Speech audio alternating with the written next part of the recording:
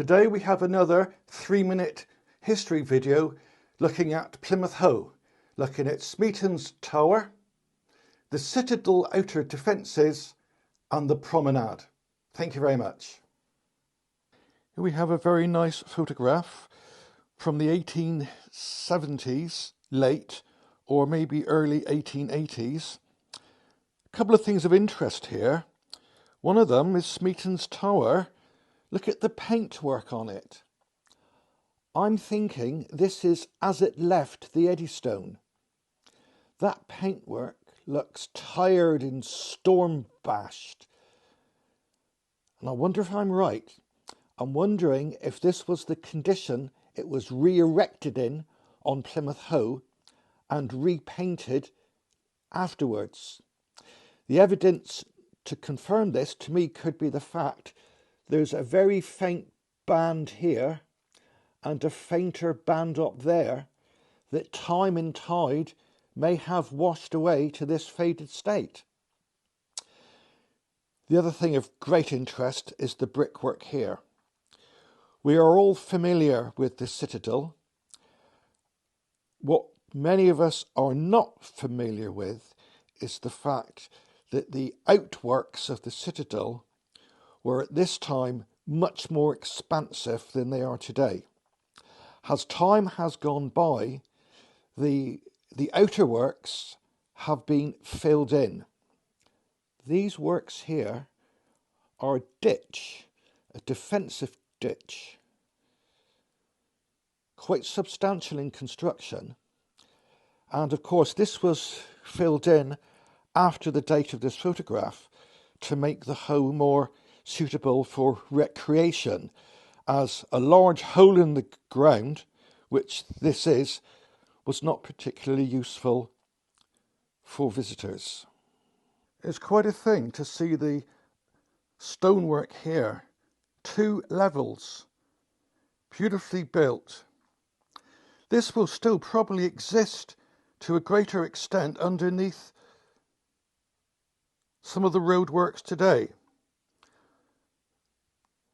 A lot of it, of course, will be destroyed, but I'm sure some of it still remains. It's beautifully made. Look at the brickwork. How lovely. And of course, there's a fence there. Even in the 1870s, there was health and safety. The fence is there to stop people falling in. In the background here, we can see a sailing vessel in Mill Bay. We can see the Prince of Wales battery at Eastern Kings. A chimney in the Royal William Yard, 1 and 2. The clock tower in the Royal William Yard.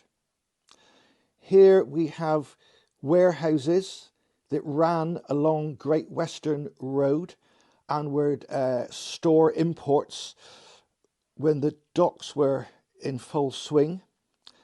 Here we have the custom house that was on Eastern Kings.